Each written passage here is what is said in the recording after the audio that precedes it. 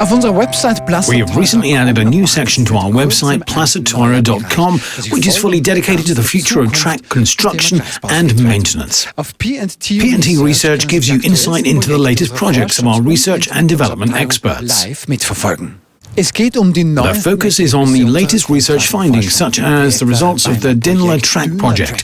It studies the effects of dynamic track stabilization on new types of track. Another topic is the discrete element method, a numerical simulation process providing new insights into the ballast system. The focus is also on technological developments, such as the EM100VT track inspection vehicle. This state-of-the-art machine makes it possible to inspect the track much faster and at higher quality, without the need to set foot in the danger zone.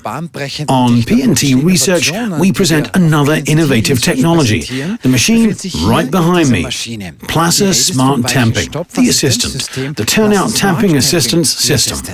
This innovation is taking us a major step closer to the automation of tamping machines. Andreas Theis is an expert on the topic. Andreas, when did this project start? The idea came up in 2015.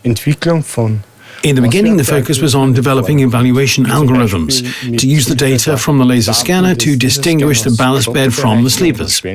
After 1 year, the first version of the turnout tamping assistant was completed. In 2017, the new system was presented in live operation for the first time at the International Exhibition for Track Technology in Germany. A special feature of the turnout tamping assistance system is that it can handle different types of turnouts. And there are many different turnouts. The system must be able to distinguish them without a separate program code for every single type of turnout. Andreas, which methods do you use to become faster and more efficient with every development? Artificial intelligence is crucial.